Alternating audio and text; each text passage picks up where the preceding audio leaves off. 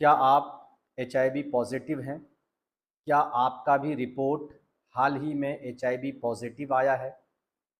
क्या आप एचआईवी को जड़ से ख़त्म करना चाहते हैं? क्या आप एचआईवी पॉजिटिव रिपोर्ट को लेकर के समाधान खोज रहे हैं? क्या आप एचआईवी की बीमारी का काफ़ी सारी जगहों पर इलाज करने के बाद निराश हो चुके हैं?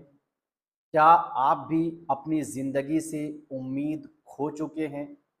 क्या आपको भी समझ में नहीं आ रहा है कि अब कहाँ पर जाएं, किसके पास जाएं, जहाँ पर मेरी बीमारी पूरी तरह से जड़ से ख़त्म हो जाए?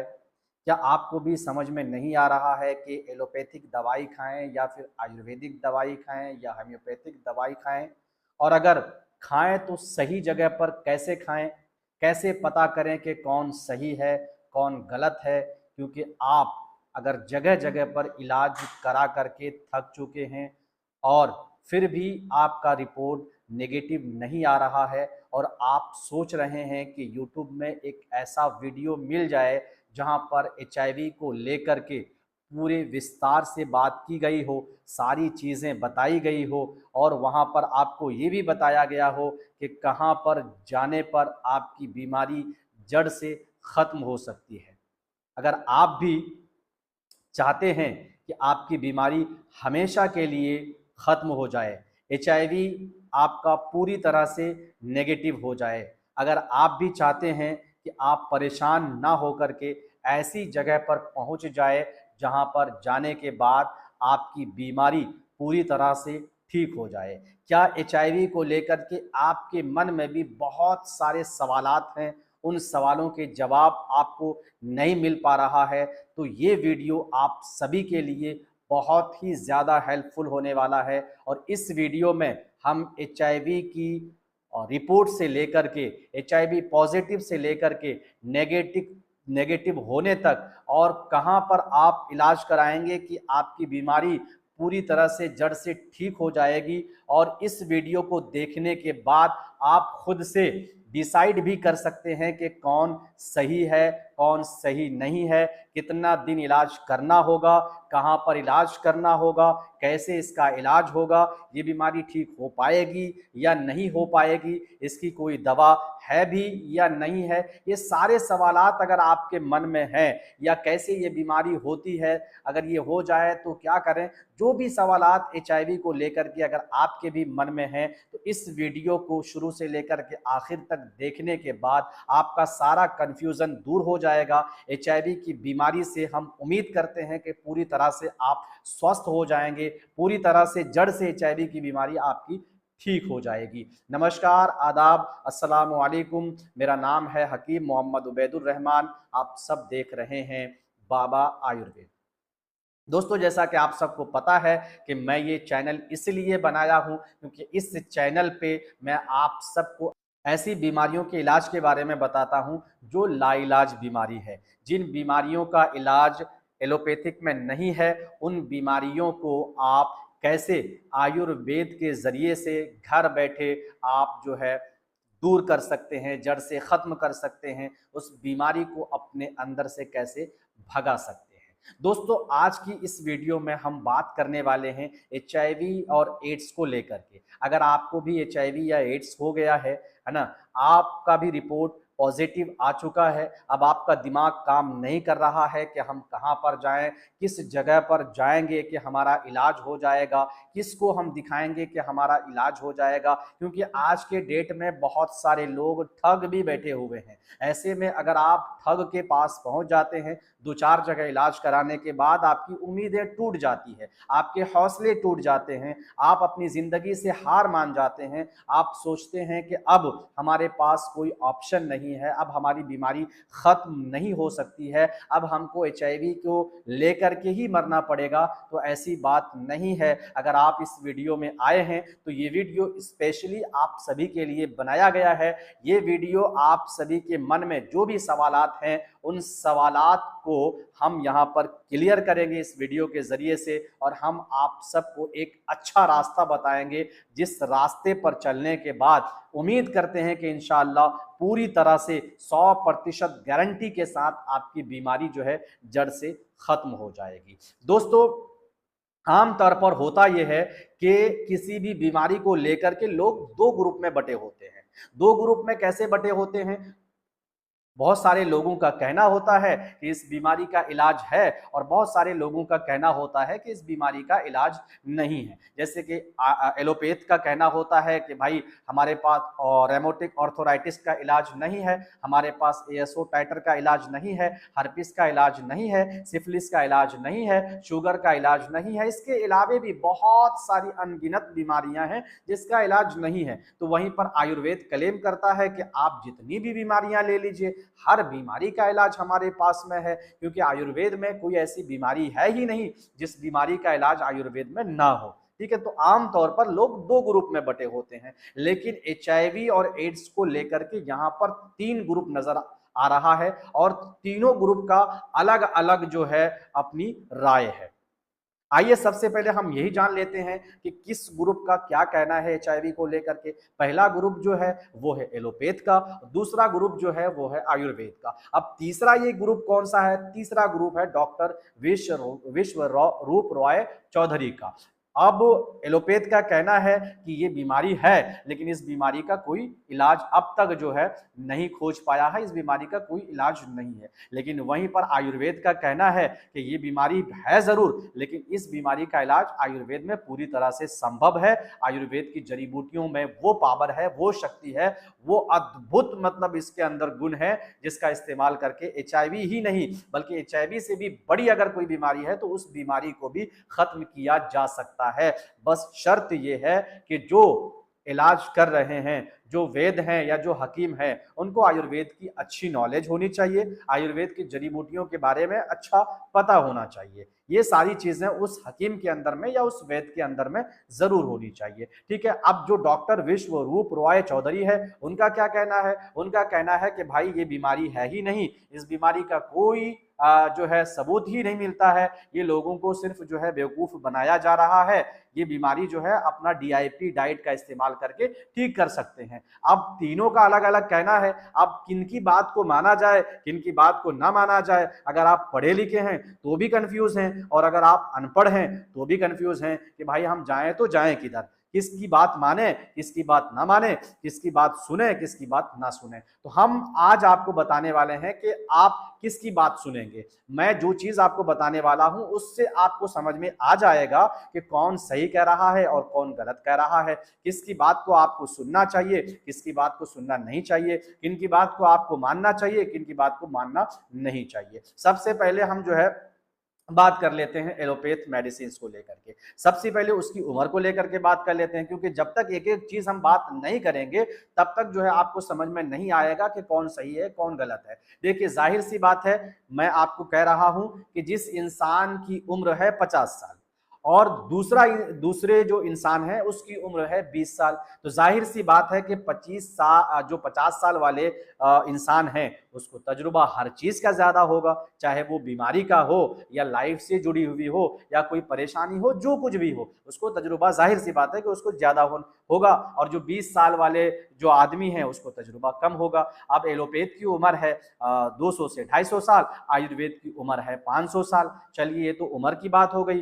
दूसरी चीज ये है कि जिसकी ज्यादा उम्र होगी उसको तजुर्बा ज्यादा होगा। तो एलोपैथ को इस बीमारी का इलाज निकालने के लिए अभी और काम करने की जरूरत है, अभी इसको और मतलब पुराना होने की जरूरत है। ये धीरे धीरे खोज करेंगे तब बीमारी का ये इलाज निकाल पाएंगे। यहाँ पर खोज करना पड़ता है, आयुर्वेद में पहले से ही खोज किया हुआ है, हालांकि स्पेशली किसी बीमारी को लेकर के खोज नहीं किया हुआ है, लेकिन उसमें ग्रंथों में, हमारे हदीसों में, हमारे मतलब जो है पुरखों ने हमें जो बता करके गया है उससे हम एक आइडिया निकाल लेते हैं, उस हिसाब से हम उस बीमारी को जड़ से खत्म कर देते हैं। ठीक है, ये बात है। तो अभी जो एलोपैथ है इसके लिए बहुत कम उम्र है उनको अभी स्टडी करने की जरूरत है, उनको अभी जो है पढ़ने की जरूरत है, उनको रिसर्च करने की जरूरत है। ऐसा नहीं है कि नहीं निकाल पाएगी, हो सकता है फ्यूचर में ये निकाल दे, और उसी पर काम भी कर रहे हैं, निकाल भी सकते सकती है, लेकिन आप कितना दिन तक वेट करेंगे, कितना दिन तक आप इंतजार करेंगे। आप हो सकता है इस इंतजार में आप मर भी जाएं, जीवित भी ना रह पाए, ठीक है। और दूसरी बात जो है एलोपैथ को लेकर के वो ये है कि आपके मन में सवाल होगा कि अगर आयुर्वेद इस बीमारी को ठीक कर रहा है तो फिर आयुर्वेद की लोग सुन क्यों नहीं रहे हैं, क्यों नहीं सुन रहे हैं, गवर्नमेंट क्यों नहीं सुन रही है, या जो विश्व संगठन है, विश्व स्वास्थ्य संगठन है, वो क्यों नहीं सुन रहा है। तो मैं आपको सिंपल सा जवाब दे रहा हूं कि देखिए गवर्नमेंट भी इतना नहीं चाहती है कि आयुर्वेद पूरी तरह से उभरे, आयुर्वेद उठे। हमारी जो संस्कृत की दवाई है, जो हमारी प्राचीन जो मेडिसिन है, आयुर्वेदिक जो मेडिसिन है, इंडियन मेडिसिन है, वो मतलब जो है सही तरीके से उठ पाए। अगर ये चीज में कोशिश किया जाता तो आज पूरे मुल्क में जो है ये आयुर्वेद की दवाई चलती। इसीलिए आज 30% लोग आयुर्वेद इस्तेमाल करते हैं जिन लोगों को भरोसा है, और वही लोग इस्तेमाल करते हैं जो गरीब लोग हैं। अमीर लोगों को तो लगता है कि सिर्फ और सिर्फ जो है एलोपैथी हमको जिंदा रख सकता है, और जो है आयुर्वेदिक में इसका इलाज है भी या नहीं भी है। हाँ, वो अमीर जो एक बार जो है जिंदगी में ठोकर खा चुके हैं, फिर वो आयुर्वेद में पलट करके आए हैं। बहुत सारे ऐसे बड़े बड़े इंसान हैं, एक्टर हैं, बिजनेसमैन हैं, जो आयुर्वेदिक दवाइयों का इस्तेमाल कर रहे हैं। क्यों? क्योंकि इंसान को यकीन तब होता है जब जो है एक बार ठोकर खा ले।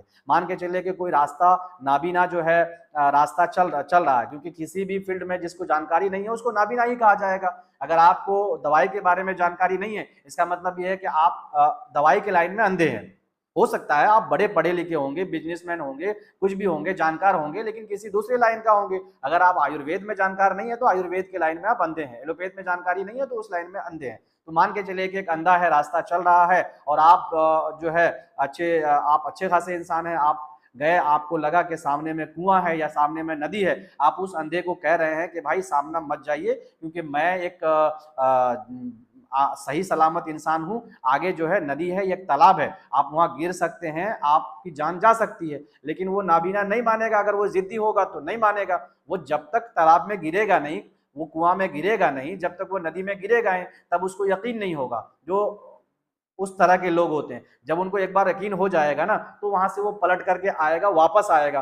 बात आपकी बात तो मानेगा, लेकिन कब मानेगा? जब वो खुद मतलब जो है अंदाजा कर लेगा, जब वो खुद एक बार कुएं में गिरेगा, वो पानी में गिरेगा, तालाब में गिरेगा, तब जाकर के उसको यकीन होगा कि वो सामने वाला जो बंदा हमको कह रहा था वो सही कह रहा था। तो ऐसे ही आज कुछ हो रहा है कि जो आयुर्वेद की दवाई इस्तेमाल कर रहे हैं बड़े बड़े लोग, वो कहीं ना कहीं एक बार ठोकर खा चुके हैं, तब जाकर के वो लोग आयुर्वेद में आए हैं और आयुर्वेद की मेडिसिन का इस्तेमाल कर रहे हैं। ठीक है, तो सरकार भी बहुत ज्यादा नहीं चाह रही है कि आयुर्वेद की दवाइयां जो है आगे आए, उसकी दवाइयों का इस्तेमाल करके लोग ठीक हो। सरकार भी जोर दे रही है कि कहीं ना कहीं एलोपैथिक मेडिसिन को बढ़ावा दे रही है। एलोपैथिक मेडिसिन जो है दिन ब दिन फूलते जा रहा है, फलते जा रहा है, सब कुछ हो रहा है, और इसका कंट्रोल भी जो है ना किसी सरकार के हाथ में है नहीं, वो विश्व स्वास्थ्य संगठन के हाथ में है। वो जैसा चाहेंगे वैसा ही कंट्रोल करेंगे। जाहिर सी बात है, देखिए इसमें कोई डॉक्टरों की कोई कमी है नहीं, रिसर्चर्स की कोई कमी है नहीं, साइंटिस्ट की कोई कमी है नहीं, मेडिसिन बनाने वालों की कोई है नहीं, बी फार्मा वगैरह जो भी जितनी भी डिग्रियां होती है, किसी चीज की भी कमी नहीं है। ठीक है, लेकिन इनकी उम्र ही कम है। मान के चलिए किसी चीज को खोजने के लिए 400-500 साल लगे और आपकी उम्र ही 100 साल है, आप 100 साल में क्या खोज पाएंगे? आप तो नहीं खोज पाएंगे। अगर आप खोज लिए तो समझिए कि आप महान इंसान है, वो अंदर आपके अंदर काबिलियत है, जो आपने 500 साल जो रिसर्च 500 साल करना चाहिए था वो आपने 100 साल में करके आप लोगों के सामने में वो जानकारी रख दी है। लेकिन अगर नहीं हो पा रहा है तो आपको 500 साल की उम्र तो पहुंचना पड़ेगा, तब जाकर के वो रिसर्च हो पाएगा। तो इनकी सबसे पहले तो ये उम्र कम है। दूसरी बात, विश्व स्वास्थ्य संगठन इनके साथ में है, WHO इनके साथ में है, सरकार इनके साथ में है। अब देखिए WHO का भी एक फंडा है, उनका भी एक रूल रेगुलेशंस है, उसके खिलाफ तो कोई डॉक्टर जा नहीं सकते, चाहे कितनों भी डॉक्टर हो, जो भी डॉक्टर हो। अब मान के चलिए कि कोई डॉक्टर अगर सीखता भी है किसी डॉक्टर के पास जाकर के, तो वो देखता है कि कौन सी मेडिसिन चला रहा है, कौन सी मेडिसिन की बीमारी के लिए दे रहा है, वो उसी बीमारी के लिए वही दे सकता है। जो कॉम्पोजिशन है उसी कॉम्पोजिशन के हिसाब से ही वो मतलब जो डॉक्टर सीखता है वो दे सकता है, उसके बाहर वो नहीं देख सकता, खुद से नहीं दे सकता है। आयुर्वेदिक दवाइयां वो नहीं दे सकता है, क्यों? क्योंकि वो उसको अलाउ ही नहीं है। तो हर एक का रूल रेगुलेशन होता है। WHO का भी वही रूल रेगुलेशन है, उसके खिलाफ में कोई डॉक्टर जा नहीं सकता है, उसके खिलाफ कोई दवाई लिख नहीं सकता है। तो इसीलिए जो WHO डिसाइड करेगा, जो विश्व स्वास्थ्य संगठन डिसाइड करेगा कि ये दवाई जो है HIV के लिए देना चाहिए, वही दवाई आप दे सकते हैं। उसके अलावा आप दवाई दे नहीं सकते हैं। दूसरी चीज ये है कि आपका एक सवाल होगा जहन में कि अगर ऐसी बात है आयुर्वेद में आप जड़ से ठीक कर रहे हैं, अगर आपकी सरकार नहीं सुन रही है तो डायरेक्ट आप डब्ल्यूएचओ के पास भी जा सकते हैं, सरकार के भी पास जा सकते हैं। क्यों नहीं सुनेगी भाई, सरकार सुनेगी, डब्ल्यूएचओ भी सुनेगी, क्योंकि वो तो खोज ही रहे हैं ना, इलाज खोज ही रहे हैं, वो तो इलाज ढूंढ ही रहे हैं। अगर आप ऐसे में उनकी मदद करते हैं तो उनको दिक्कत क्या हो सकती है, कुछ भी दिक्कत नहीं होगी। लेकिन मेरे भाई दिक्कत बहुत है, मैं आपको समझा देता हूं कि कैसे दिक्कत है। दिक्कत ये है कि जब आप ले जा करके देंगे ना तो आप ढिंडोरा पीट देंगे कि मैंने एचआईवी का इलाज निकाला है, मेरे जरिए से लोग ठीक हो रहे हैं, मैं एचआईवी को ठीक करने का पूरा फॉर्मूला जानता हूं, मुझे ये फॉर्मूला पता है और मैं ये डब्ल्यूएचओ को दे रहा हूं ये फॉर्मूला। ठीक है, तो ऐसे में क्या होगा कि डब्ल्यूएचओ के ऊपर में सवाल खड़ी हो जाएगी कि डब्ल्यूएचओ को कहा जाएगा कि भाई आप कुर्सी पर बैठ करके क्या कर रहे हैं, कुर्सी पे आपको इसीलिए बैठाया गया है कि आप इस पर रिसर्च करें, किसी भी बीमारी का दवाई निकालें, लोगों को स्वस्थ रखें, लोगों को एक मतलब जो है कैसे बीमारी से मुक्त किया जाए उस पर आप विचार करें। क्योंकि पूरी दुनिया की स्वास्थ्य का एक समझिए कि किल्ला डब्ल्यूएचओ के हाथ में है, स्वास्थ्य का एक भार डब्ल्यूएचओ के कंधे पर है। तो डब्ल्यूएचओ कभी नहीं चाहेगी कि उसके सामने आकर के कोई इंसान ये कहे कि भाई मैं इस बीमारी को ठीक कर रहा हूं और उसके कहने पर डब्ल्यूएचओ भी कहे कि हमारे पास फला आदमी जो है इस बीमारी का इलाज लेकर के आया और हमने इस चीज की पुष्टि की, हमने जांच किया और जांच में पाया गया कि सही में एचआईवी को ये दवाइयां ठीक कर सकती है। तो ऐसे में जो देश हैं, जितने भी देश हैं जो उसको फंडिंग कर रहा है, जो उसको डोनेट कर रहा है, वो कहेगा फिर आप क्या कर रहे हैं, जब आपसे ये काम नहीं हो रहा है तो आप कुर्सी छोड़ दीजिए, आप इस आपके लायक है नहीं, क्योंकि आपसे तो ये काम हो नहीं पा रहा, आपसे तो कुर्सी संभाला नहीं जा रहा है, तो आपको कुर्सी में बैठने का कोई अधिकार नहीं है, आप बिल्कुल आप जो है कुर्सी छोड़ दीजिए, आप कुर्सी से हट जाइए। इसके पीछे भी बहुत सारे सवालात हैं। आप कहेंगे कि ठीक है, वो अगर नहीं मान रही है तो कोई देश तो इस मुद्दे को उठा सकता है ना। अगर आप किसी प्राइम मिनिस्टर के पास जाते हैं या मुख्यमंत्री के पास जाते हैं तो वो तो इस मुद्दे को उठा सकता है ना। तो मैं आपको कहना चाहूंगा भाई, एआरटी के मेडिसिन के पीछे में क्या है नहीं है, कितने की दवाई है, कितना दिखाया जाता है, ये सारी चीज बहुत अंदर की बात है जो मैं आपको नहीं कह सकता। अगर मैं ये अंदर की बात आज आपको बता दूंगा ना तो ये वीडियो मेरा यूट्यूब पे रहेगा ही नहीं, डिलीट कर दिया जाएगा। और ये वीडियो मैं यकीन के साथ आपको कहना चाहता हूं कि इस तरह की वीडियो आपको पूरे YouTube में नहीं मिलेगा। अब मुझे यकीन है कि YouTube मेरी वीडियो को डिलीट भी कर सकता है, क्योंकि ऐसी चीजें मैं यहां पर बता रहा हूं जो पूरे YouTube में इस तरह की चीजें कभी नहीं बताई गई है, कभी नहीं बताई गई है। ठीक है, तो ये एलोपैथ का मैंने आपको एक फंडा समझा दिया कि एलोपैथ कैसे काम करता है, कैसे उसका गाइडलाइंस को डॉक्टर फॉलो करते हैं, उसके गाइडलाइंस के अगेंस्ट कोई भी डॉक्टर नहीं जा सकता है, और जो है विश्व स्वास्थ्य संगठन कैसे एक आम इंसान की बात को अपने पास नहीं रह सकता है, क्योंकि फिर उस इंसान की अहमियत क्या रह जाएगी। अगर किसी सीएम को कोई अगर आम इंसान जाकर के सलाह देने लगे कि सीएम साहब ये आप ठीक नहीं कर रहे हैं, भले आप सही सलाह दे रहे हैं, और फिर वो किसी भी इंसान की सलाह मान ले तो फिर वो सीएम काहे के लिए, किस बात का सीएम, फिर उसकी इमेज ही क्या रह जाएगी, इज्जत ही क्या रह जाएगी, जो हर इंसान की बात को मानते हुए उसी पर काम करे। भले वो सही भी दिखेगा लेकिन अपनी पोजीशंस को बचाने के लिए, अपनी सीएम की कुर्सी को बचाने के लिए वो आपकी बात को नहीं मानेगा, आपकी बात को नहीं मानेगा, क्योंकि वो सोचे मैं सबसे बड़ा तो मैं हूं ना, मैं इस वक्त सीएम की कुर्सी पे बैठा हुआ हूं तो बड़ा मैं हूं, चाहे आप बात सही कह रहे हैं या गलत कह रहे हैं, आपकी बात को नहीं मानेगा, क्योंकि सबसे ऊपर हम हैं, मेरी बात को लोगों को मानना पड़ेगा। अब वही चीज हो रहा है, मजबूर करके भी आपको मनवाया जाएगा, ये बात है। तो शायद आपको इन बातों से समझ में आ गया है कि एलोपैथ की दवाइयाँ क्यों दी जाती है, एलोपैथ के अब तक जो सफल इलाज एलोपैथ में नहीं आया है उसके पीछे रीज़न क्या है, उस पर काम हो रहा है नहीं हो रहा है, ये अंदर की बातें हैं, ये डब्ल्यूएचओ ही कह सकता है काम हो रहा है या नहीं हो रहा है। इसकी उम्र मतलब जो है उतनी नहीं है जो ये जो सारी बीमारियों का इलाज अब इतने जल्दी खोज ले, 200-250 साल में अगर कुछ कुछ बीमारियों का भी इलाज खोज लिया है तो यही बहुत बड़ी सफलता की बात है एलोपैथ के लिए। लेकिन अगर ये सोचे कि हजारों लाखों के तादाद में हमारे शरीर में बीमारी है, सब बीमारी का इलाज इतने कम उम्र में खोज लेना ये संभव नहीं है, इतनी कम उम्र में एलोपैथ जो है नहीं खोज सकता है, यही कारण है सबसे मेन। दूसरा है आयुर्वेद वाला अगर जाके कहेगा भी तो उसकी बात को नहीं मानेगा।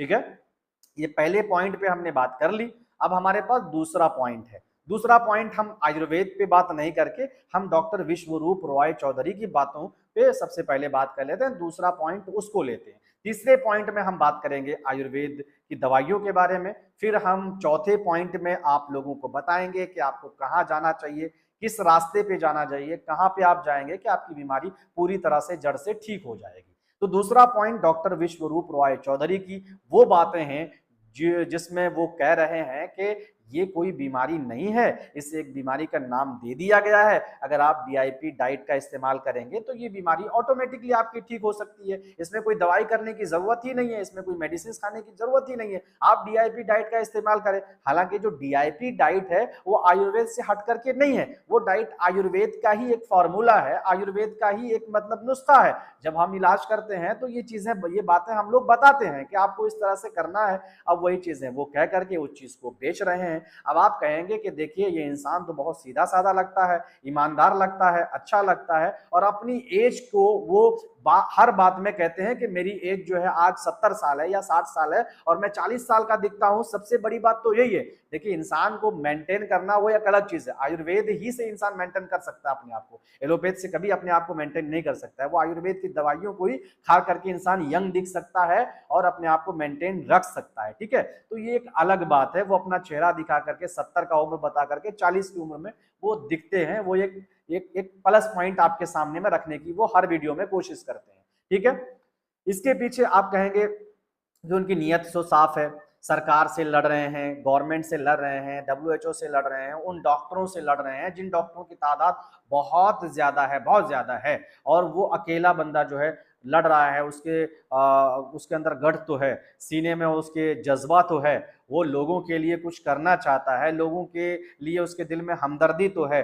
बहुत सारी चीजें आप उसको लेकर के सोचते होंगे कि डॉक्टर विश्वरूप रॉय चौधरी सही कह रहे हैं, हमारे लिए ही कह रहे हैं, इसमें उसका कोई बेनिफिट नहीं है, कोई फायदा नहीं है, वो इंसानियत के लिए कर रहे हैं, वो इंसानियत के लिए बातें कह रहे हैं, इसमें कोई भी तरह का फायदा आपको नजर नहीं आता है। लेकिन जब आप अंदर घुसने की कोशिश करेंगे तब आपको पता चलेगा कि भाई यहाँ पे भी एक बहुत बड़ा गेम है। और वो गेम क्या है, वो डीआईपी डाइट जो आपको बता रहे हैं, उस डाइट को वो कहीं ना कहीं बेच रहे हैं, लोगों के पास बेच रहे हैं अच्छी खासी रकम में।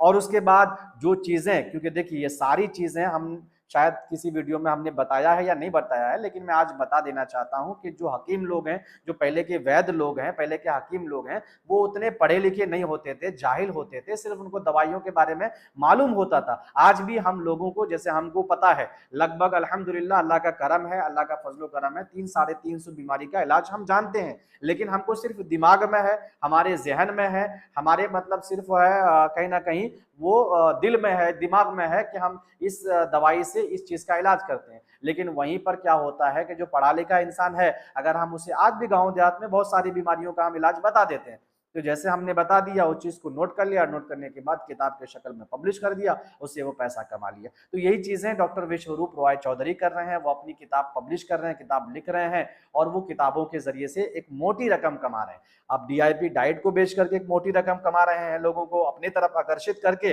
अपनी तरफ बुला करके डीआईपी डाइट का इस्तेमाल करवा रहे हैं, और फिर वो एक मोटी रकम कमा रहे हैं, किताबों के जरिए से मोटी रकम करवा रहे हैं। आप कहेंगे कि ऐसा कैसे हो सकता है, ऐसा बिल्कुल भी नहीं है, आप झूठ कह रहे हैं, आप सही नहीं कह रहे हैं। डॉक्टर विश्वरूप रॉय चौधरी बहुत अच्छे इंसान हैं। मैं आपको एक सिंपल सा उदाहरण देना चाहता हूं, आप ट्राई कर सकते हैं, क्योंकि देखिए कोई इंसान झूठ बोल रहा है या सच बोल रहा है ये कैसे पता चलेगा, जब तक आमने सामने नहीं होगा तब तक पता तो चलेगा नहीं। कुछ चीजें ऐसी होती है जब तक आपको पता नहीं चले तब तक आप कह नहीं सकते हैं कौन सही है कौन गलत है। देखिए डॉक्टर विश्वरूप रॉय चौधरी का एक तेल है 60 सेकंड, इस तेल को बनाया कैसे गया है, लहसुन का जो पानी होता है, लहसुन का जो कली होता है उसको निचोड़ के जो पानी निकाला जाता है, और अदरक का जो पानी निकाला जाता है उसको मिक्स करके जो ना प्रोसेसिंग करके एक ऑयल बनाया जाता है। और वो ऑयल प्रोसेसिंग फीस से लेकर के सब कुछ लेकर के 30-40 या 50 रुपए के अंदर में वो बन करके तैयार हो जाता है। लेकिन डॉक्टर विश्वरूप रॉय चौधरी का वो ब्रांड है, इसीलिए वो 700 रुपए में बेचा जाता है। अगर आपको यकीन ना हो तो उनके वेबसाइट में जाकर के आप ये चीज देख सकते हैं। जो एक 50 रुपए की ऑयल, जो 5 ml का ऑयल है, वो 50 रुपए की ऑयल को 700 रुपए में या 799 रुपए में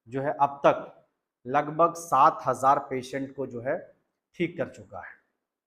रहमानी आयुर्वेदा की दवाइयों का इस्तेमाल करके, हमारी दवाइयों का इस्तेमाल करके अब तक 7,000 से ज़्यादा लोग इस बीमारी से पूरी तरह से छुटकारा पा चुके हैं, पूरी तरह से नेगेटिव हो चुके हैं। अब आप कहेंगे कि कैसे मान लेंगे कि आप इस बीमारी का इलाज करते हैं, या ये बीमारी आयुर्वेद में हो सकता है, या इस बीमारी का इलाज सच में है, अगर है तो आप गवर्नमेंट के पास क्यों नहीं जा रहे हैं, आप डब्ल्यूएचओ को संदेश क्यों नहीं भेज रहे हैं, आप लोगों के लिए मसीहा बन जाइएगा, आप लोगों के लिए मतलब जो है एक हीरो बन जाइएगा। जो भी है आपके मन में सवालात हैं, मैं उन सारे सवालों का सिर्फ एक ही जवाब देना चाहता हूँ कि गवर्नमेंट नहीं चाहती है कि आयुर्वेद उभरे, आयुर्वेद जो है इंडिया में लागू हो, उसकी दवाइयाँ चले, नहीं चाहती है गवर्नमेंट।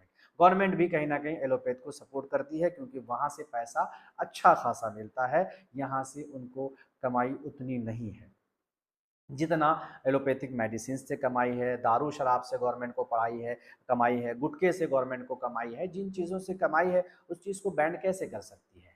एक माफिया की ग्रुप है, मेडिकल माफिया, फार्मासिकल माफिया, जो फार्मासिकल कंपनियां चलाती है ना, वो एक माफिया है, वो माफिया का ग्रुप है। उनकी मेडिसिन को गवर्नमेंट चाह के भी बैंड नहीं कर सकती है, एलोपैथिक मेडिसिन को नहीं बंद कर सकती है। एक ब्लैक मार्केट है एलोपैथिक मेडिसिन का, उस ब्लैक मार्केट में डील होता है, और उस डील को किसी भी देश की सरकार जो है बैंड नहीं कर सकती है, रोक नहीं लगा सकती है, क्योंकि सरकार ही उसकी बुनियाद पर है। ये चीजें आपको कहीं पर भी कोई नहीं बताएगा, लेकिन मैं आपको बता रहा हूं। खैर, मैं उस तरफ नहीं जाऊंगा, मैं आपको आयुर्वेद के बारे में बताने आया हूं, तो आयुर्वेद के बारे में बताऊंगा। आप कहेंगे कि क्यों नहीं जाते हैं। सबसे वही चीज है कि सरकार बात मानेगी नहीं, डब्ल्यूएचओ हार नहीं मानेगी, कोई अपने रूल को तोड़ेगा नहीं, अपने रेगुलेशंस को बदलेगा नहीं। ये चीज है, वो अपने आप को बड़ा समझता है, वो आपके सामने झुकेगा नहीं, ना झुकेगा ना झुक सकता है। वो हमेशा चाहे गलत हो सही हो, वो सिर्फ अपनी ही बात को मानेगा, वो सिर्फ साइंस को ही लेकर के चलता है, वो आपकी दवाई को मानता ही नहीं है। तो आप कैसे क्या करेंगे। जो इंसान ना माने, आप बार बार उनको कहेंगे कि भाई आप किसी के सामने मेरी वीडियो आप देख रहे हैं, आप मेरे क्लिनिक पे आए और मैं आपको ये कहूं कि भाई ये मेरी वीडियो है, आप देखिए वीडियो में जो आप वीडियो देख करके आए हैं, और मैं सामने खड़ा हूं, मैं हकीम मोहम्मद उबैदुर रहमान हूं, आप कहेंगे कि मैं नहीं मानता, मैं नहीं मानता, मैं नहीं मानता। अगर नहीं मानेंगे क्या कर सकते हो उसको, मैं आधार कार्ड दिखाऊंगा, नहीं मानेंगे और कुछ दिखाऊंगा, कुछ भी कर सकते हैं आप। जो लोग नहीं मानने वाले हैं ना, वो ईश्वर को ही नहीं मानते हैं, तो क्या कर सकते हैं आप उसको, कर सकते हैं। जो नास्तिक लोग हैं वो ईश्वर को नहीं मानते हैं, आप कुछ कर सकते हैं, नहीं कर सकते ना। तो यही चीज है, वो आपकी बातों को मानना नहीं चाहता, मानेगा भी नहीं, तो आप क्या करेंगे, कुछ नहीं। चलिए ठीक है, इसमें आप लंबी बात नहीं करेंगे। आप दूसरी चीज पे आते हैं। देखिए, आयुर्वेद के पास इसका इलाज कैसे आया। आप कहेंगे कि इसका इलाज कैसे आया।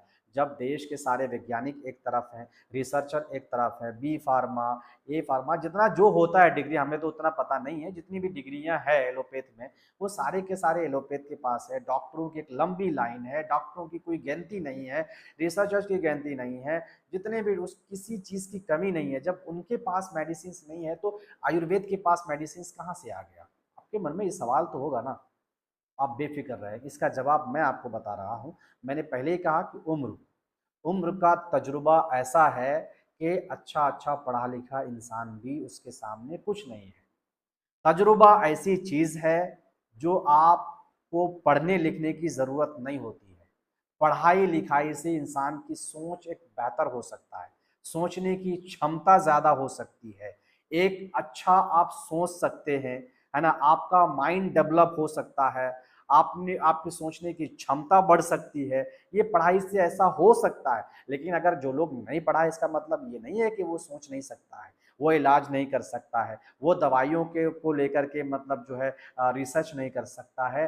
हर इंसान कर सकता है, लेकिन पढ़ने के बाद क्षमता बढ़ जाती है। समझ रहे हैं। तो मैं ये कहना चाहता हूं कि अगर जिनको प्रैक्टिकली नॉलेज है, तो उसके सामने किताब कुछ नहीं है।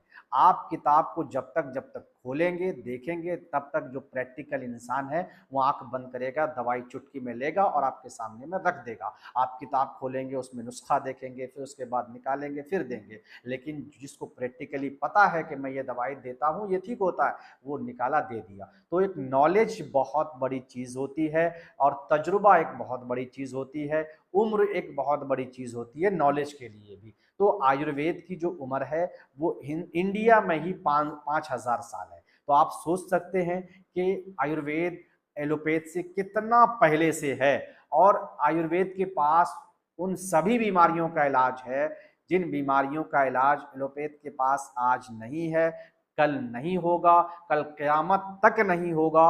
उन बीमारियों का भी इलाज आयुर्वेद में पहले से रखा हुआ है। हमारा जो धर्म है, हालांकि हम जो है इलाज में धर्म नहीं चलता है, लेकिन कुछ चीज़ें होती है जो बताना होता है इंसान को। जो हमारे ग्रंथों में कहा गया है कि जो जड़ी बूटियां हैं, जो पेड़ पौधे हैं, जो जंगल झाड़ हैं, घास है, उसको इंसान को इस धरती पर भेजने से पहले ही भेज दिया गया है। इसका मतलब यह है कि हमारी दवाइयां हमसे पहले ही ईश्वर ने भेज दिया है, परमात्मा ने भेज दिया है, अल्लाह ने भेज दिया है। तो जो चीज़ अल्लाह का दिया हुआ हो, ईश्वर का दिया हुआ हो, वो उन चीज़ों से इंसान कभी भी मुकाबला नहीं कर सकता है, क्योंकि ईश्वर को हर वो चीज़ पता है जो इंसान, पूरी दुनिया के इंसान को नहीं पता है। हो सकता है आपको पता होगा कि चांद पर पानी है, मुझे नहीं पता है। हो सकता है कि आपको पता है कि चांद के दाएं तरफ जो है कहीं पर एक जो है बड़ा सा पत्थर रखा हुआ है, लेकिन किसी और को नहीं पता होगा। 20 आदमी गया है चांद पर घूम रहे, हो सकता है कि किसी इंसान को पता हो कि चांद पर फला जगह सोना भी रखा हुआ है, लेकिन किसी दूसरे को पता ना हो। लेकिन जो ईश्वर है ना, ईश्वर को वहां एक एक जो है, वहां अगर तिनका भी रखा हुआ है, अगर जो वहां एक छोटा सा राई का दाना भी रखा हुआ है ना, जो सरसों का दाना होता है वो भी अगर रखा हुआ है, तो ईश्वर को उस चीज के बारे में भी मालूमात है, पहले से ईश्वर जानता है। तो ईश्वर को सब कुछ पता है, परमात्मा को सब कुछ पता है, अल्लाह को सब कुछ पता है। इसीलिए उन्होंने इंसान को भेजने से पहले दवाइयां ही इस धरती में भेज दी है। अब उन दवाइयों का मुकाबला अगर आप करना चाहते हैं तो आप रिसर्च करेंगे, धीरे धीरे करके यही निकल करके आएगी कि कैंसर हल्दी से ठीक होता है और आपके किचन में जो जड़ी बूटियां रखी हुई है उसी से ठीक होता है। फिर कल में जाकर कल ये भी बात सामने आकर के मानना पड़ेगा लोगों को कि HIV की मेडिसिन जो है सिर्फ और सिर्फ आयुर्वेद में ही है। आयुर्वेद की फला जो जड़ी बूटियां हैं, उन जड़ी बूटियों के जरिए से HIV और एड्स की बीमारी को पूरी तरह से ठीक किया जा सकता है। ये बड़ी चीज है। अब एक चीज और है, आप जो कह रहे हैं कि हम HIV को पूरी तरह से जड़ से ठीक करते हैं, हम ये कैसे मान लेंगे? बहुत बड़ा सवाल है और ये आपका पूछना भी ज़रूरी है। ये सवाल आपके लिए जायज़ भी है, क्योंकि एक इंसान पर भरोसा कैसे करेगा? कैसे इंसान भरोसा करेगा कि आपकी दवाई में वो शक्ति है जो दुनिया की किसी इंसान के दवाई में शक्ति नहीं है? देखिए, मैंने कभी नहीं कहा कि दुनिया के किसी इंसान के दवाई में वो शक्ति नहीं है। और भी और भी इंसान की दवाइयों में वो शक्ति हो सकती है। अगर उसे जड़ी बूटियों के बारे में अच्छी नॉलेज है, जानकारी है, अच्छा पकड़ है जड़ी बूटियों में, तो वो कर सकता है, क्यों नहीं कर सकता है? अगर ट्राई करेगा। देखिए, इंसान कोशिश, एक कहावत है कि कोशिश करने वालों की हार नहीं होती है। अगर इंसान कोशिश करे ना, तो हर बीमारी का इलाज संभव है, कर सकता है, लेकिन इंसान कोशिश करता नहीं है ना। आज आप जानते हैं कि आयुर्वेद की दवाइयों में, इन दवाइयों से ये बीमारियां खत्म होती है, लेकिन फिर भी आप इस्तेमाल नहीं करना चाहते। जैसे एग्जाम्पल ले लीजिए कि बवासीर की बीमारी, लोगों को पता है कि बवासीर के लिए आयुर्वेद में गारंटी से इलाज होता है, ठीक होता है, फिर दोबारा नहीं होता है। लेकिन इंसान क्या करता है, अरे यार कौन जड़ी बूटी लेकर के आएगा, फिर उसको जो सिल्ट में, पत्थर का जो सिल्ट होता है उसमें पीसेगा, सुबह सवेरे उठेगा, फिर उसको दही के साथ मिलाएगा, फिर उसके बाद उसको कौन रेगुलर इतना दिन तक खाएगा? अगर एक दिन छूट गया तो वो भी दिक्कत है, 30 दिन तक, 45 दिन तक कौन खाएगा? कोई इतना परेशान कौन होगा? उसके लिए कौन उठेगा? किसके पास इतना टाइम है, किसके पास इतना फुर्सत है? उससे अच्छा हम क्यों नहीं जाएंगे, ऑपरेशन करेंगे, एक बार में कैंची लगाएगा और कट करेगा, सीधा मतलब जो है बवासीर को निकाल के फेंक देगा, जिंदगी भर के लिए खत्म हो जाएगा। करने के लिए ये जाते हैं लेकिन बीमारी दूसरी आ जाती है, करने के लिए ये जाते हैं लेकिन पता चलता है कि ठीक हुए, 20,000 रुपया भी दिया, 30,000 रुपया भी दिया, 50,000 रुपया भी दिया, 6 महीने के बाद फिर से बवासीर शुरू हो गया। इस चक्कर में लोग आजकल और भी बर्बाद हो रहे हैं। मैं अपनी टॉपिक से बाहर नहीं जाना चाहता हूं। मैं अपनी टॉपिक पे ये बात कर रहा था कि कैसे माने कि आप इस बीमारी का इलाज करते हैं। देखिए, नहीं मानने वालों के लिए तो कुछ भी नहीं है।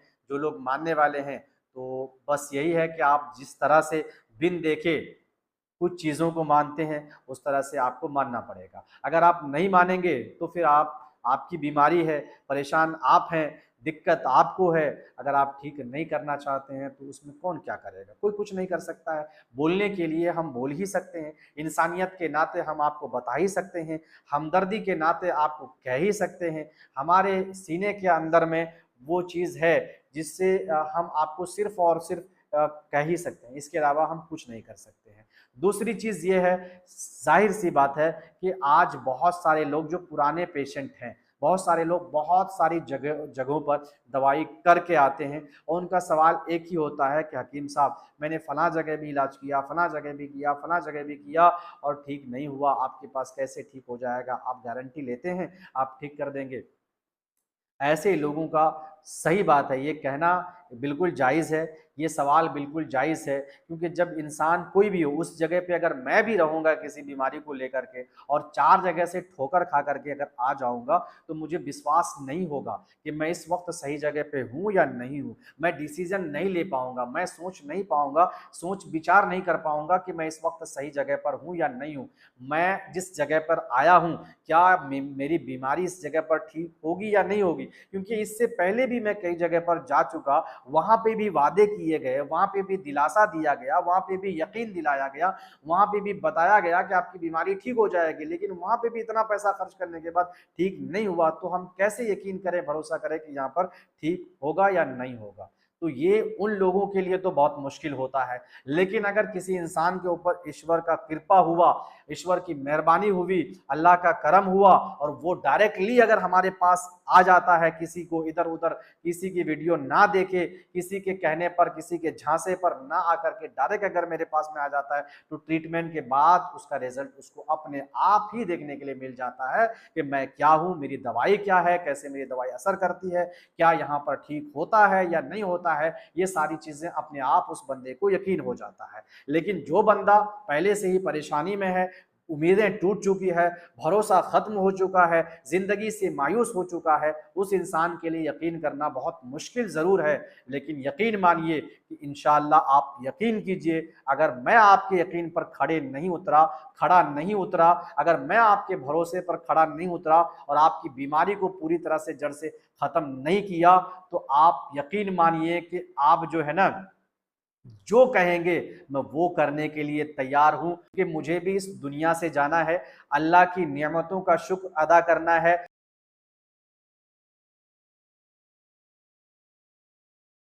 यकीन रखें, भरोसा रखें कि मेरे अंदर में इंसानियत है।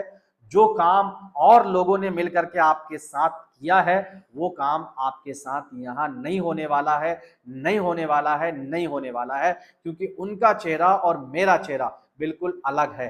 यहाँ आपके साथ वो काम नहीं होने वाला है, ये आप यकीन माने। आप यकीन माने, आप जब इलाज शुरू करेंगे ना, ऐसे तो मैं आपको बता नहीं सकता, सिर्फ इतना ही कह सकता हूँ कि हम इस बीमारी को जड़ से, अल्लाह के फजलो करम से, अल्लाह की जो है, अल्लाह ने हमारी दवाइयों में वो ताकत दिया, ईश्वर ने ताकत दिया, जिसकी वजह से हम इस बड़ी बीमारी का इलाज जो है कर पा रहे हैं। हमारे अंदर में इतनी कुव्वत नहीं है, हमारे अंदर इतनी ताकत नहीं है, इतनी शक्ति नहीं है कि हम किसी इंसान को जो है ठीक कर सके। देखिए, शिफा देना अल्लाह का काम है, हम एक जरिया हैं, हम एक जरिया बन करके लोगों का इलाज करते हैं और उस जरिए में कहीं ना कहीं अल्लाह ने हमारे हाथों में वो शिफा दिया है, दवाइयों में वो शिफा दिया है, जिसके जरिए से लोग ठीक हो रहे हैं।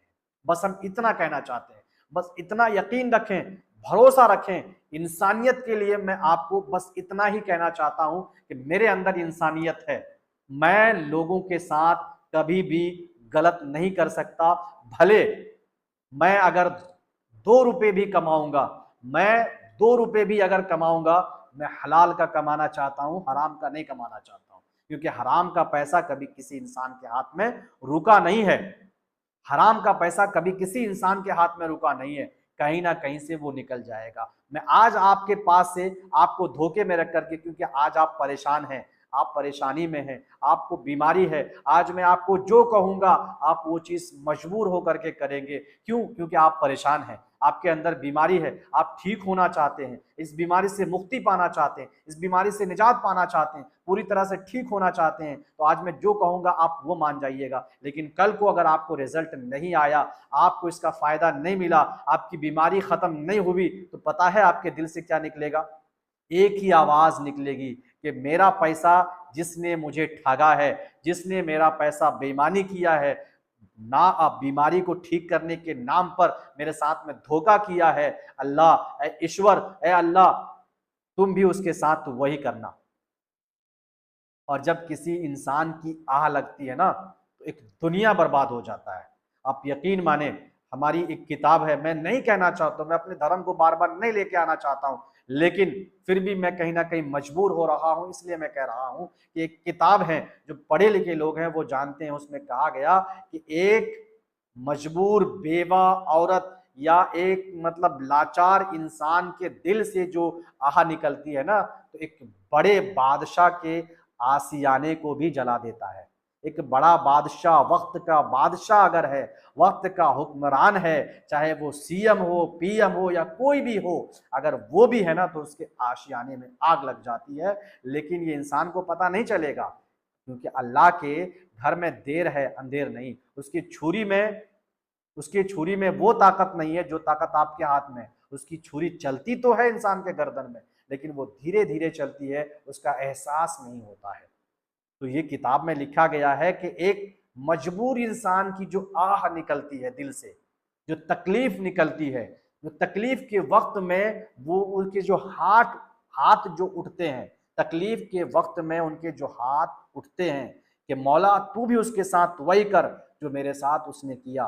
तो फिर चाहे कितनी भी दौलत आप कमा ले, कितना भी रुपया आप कमा ले, कितना भी पैसा आप कमा ले, वो पैसा आपका रुकने वाला नहीं है, नहीं रुकेगा। उसकी कहीं ना कहीं आपको आह जरूर लगेगी, उसकी बद्दुआ जरूर लगेगी। इसलिए मैं नहीं चाहता हूं, बस इतना ही समझ लें कि मैं नहीं चाहता हूं कि किसी की आह मुझे लगे, किसी की बद्दुआ मुझे लगे, किसी गरीब की बद्दुआ मुझे लगे, या किसी भी लाचार इंसान की बद्दुआ मुझे लगे। मैं सिर्फ इस चीज से डरता हूं, इंसान से नहीं डरता हूं। मैं इंसान से नहीं डरता हूं, मैं इस चीज से डरता हूं कि अगर आज मैं आपसे 1 रुपये भी नाजायज ले लिया और अगर उसका फायदा आपको ना मिला, उसका अगर आपको बेनिफिट ना मिला, और आपके दिल में अगर मेरे लिए कुछ जो है शिकवा और गिला रह गया, और आपने ये फरियाद अल्लाह की बारगाह में कर दिया, ईश्वर की बारगाह में कर दिया, परमात्मा के बारगाह में कर दिया, तो उसका रिजल्ट कहीं ना कहीं हमको मिलेगा।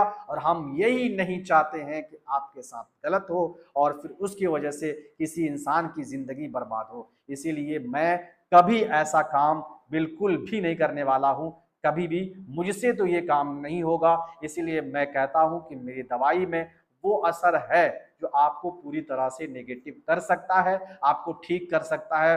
बस इतना ही कह सकता हूं, इसके आगे मैं कुछ नहीं कह सकता हूं। मेरे दिल में जो चीज है मैंने आपके सामने रख दी है, मेरी जो सच्चाई है मैंने आपके सामने रख दी है। मैं जो दवाई देता हूं, मैं जो कहता हूं, मैं वही करता हूं। मेरी दवाई में जो तासीर है वो मैंने आपको बता दिया। अब यकीन करना ना करना ये आपके हाथ में है। आप चाहें तो यकीन करें, आप चाहें तो यकीन ना करें, लेकिन एक चीज जरूर याद रखें कि इंसान अगर आप देखना चाहते हैं कि कैसा है, क्या वाकई ये दवाई मेरे बॉडी में काम करेगा या नहीं करेगा, तो जब तक आप इस्तेमाल नहीं करेंगे तब तक आपको पता नहीं चलेगा कि सही है या नहीं है। ये हो सकता है कि आप बहुत सारे लोगों से ठोकर खा करके आप मेरे पास आ रहे होंगे, लेकिन आप यकीन रखें कि यहाँ आपके साथ गलत नहीं होगा। एक जर्रा बराबर भी आपके साथ नाइंसाफी यहाँ पर नहीं होगी। यहाँ आपके साथ बिल्कुल भी गलत नहीं होगा। यहाँ आपके साथ नाजायज 1 रुपये भी नहीं लिया जाएगा। आपका वही रुपये आपसे लिया जाएगा जो आपके शरीर में काम करे, जिसकी दवाई आपके शरीर में काम करे। हम नाजायज पैसा खाने वाले नहीं हैं, हम नाजायज पैसा खाने वाले नहीं हैं। 2 रुपये हमारे पास कम रहेगा, एक वक्त हम भूखा रहना पसंद करेंगे, एक वक्त हम प्यासा रहना पसंद करेंगे, लेकिन किसी इंसान के साथ गद्दारी करना ये हमारे खून में नहीं है, किसी इंसान के साथ धोखा करना ये हमारे खून में नहीं है, किसी इंसान के साथ फरेब करना ये हमारे खून में नहीं है, किसी इंसान को लूटना ये हमारे खून में नहीं है। हम एक वक्त भूखा रहना पसंद करेंगे, एक वक्त हम भूखा रह जाएंगे किसी को ना कह करके, हम वो पसंद कर सकते हैं, लेकिन किसी इंसान के साथ धोखा नहीं कर सकते हैं, किसी इंसान की बद्दुआ नहीं ले सकते हैं, किसी इंसान की आह नहीं ले सकते हैं। ये हमारे अंदर में इतनी ज़मीर तो जिंदा है, हम अपनी ज़मीर को बेच नहीं सकते हैं, हम अपनी इज्जत को दांव में नहीं लगा सकते हैं, हम अपनी ज़मीर को कभी अपनी ज़मीर का सौदा नहीं कर सकते हैं। आप यकीन मानिए कि अगर आप बहुत जगहों से ठोकर खा करके आए हैं, फिर भी आपको मैं यकीन दिलाता हूं कि यही वो सही जगह है जहां पर आपको आने के बाद मैं आपको यकीन दिलाता हूं कि मैं कहीं दूसरी जगह आपको जाने के लिए नहीं दूंगा, कहीं भी जाने के लिए नहीं दूंगा, क्योंकि मैं आपको यहां से ठीक करके भेजूंगा, मैं आपको यहां से पूरी तरह से क्योर करके भेजूंगा, मैं आपको यहां से बीमारी से मुक्त करके भेजूंगा, मैं आपको यहां से एक स्वस्थ इंसान बना करके भेजूंगा। इसीलिए आपको कहीं जाने की जरूरत नहीं होगी मेरे भाइयों, यकीन रखें, क्योंकि मैं आपसे पैसा तो ले लूंगा, आप दे भी देंगे मजबूर होकर के, भले आप देखें ना देखें, लेकिन ऊपर वाला हर चीज देख रहा है, किसके साथ क्या हो रहा है, किसके साथ क्या नहीं हो रहा है, सारी चीजें ऊपर वाले को मालूम है, और एक ना एक दिन ऊपर वाले को जवाब देना ही पड़ेगा। हर इंसान को यहाँ से जाना है, चाहे वो किसी धर्म का हो, किसी मजहब का हो, किसी भी कौम का हो, हर इंसान को मरने के बाद जाना है, और हर इंसान की एक राय है। हो सकता है आप मेरे बात से इत्तेफाक ना रखते हो कि मैं इस बीमारी का इलाज करता हूं, ये सही है या गलत है, हो सकता है कुछ लोग कहेंगे कि सही है, कुछ लोग कहेंगे कि गलत है, हो सकता है किसी भी बात से, दुनिया की किसी भी बात से आप इत्तेफाक रखते हो या ना रखते हो, लेकिन कोई भी इंसान इस बात पे हर इंसान इस बात पे मुत्तफिक है, यानी कि सबका एक ही कहना है कि मरने के बाद या तो इंसान स्वर्ग में जाएगा या तो नर्क में जाएगा। इसका मतलब यह है कि अगर वो स्वर्ग में जाता है तो मुस्लिम के नजदीक वो जन्नत में गया, और अगर नर्क में जाता है तो मुस्लिम के नजदीक वो नर्क यानी कि जहन्नम में गया। तो हर इंसान का ये इस पे मुत्तफिक हर इंसान है, किसी का भी दो राय नहीं है, किसी मतलब ऐसा नहीं है कि हिंदू का अलग कहना है, मुस्लिम का अलग कहना है, ईसाई का अलग कहना है और सिख का अलग कहना है, बल्कि सब जितने भी यहूदी है, कादियानी है, राफजी है ना, जितने भी मतलब जो है कौमें हैं, जो भी है, यहूद है, जितना भी है, ईसाई जो भी है, सबका एक ही कहना है कि मरने के बाद या तो स्वर्ग में जाएगा या तो नर्क में जाएगा।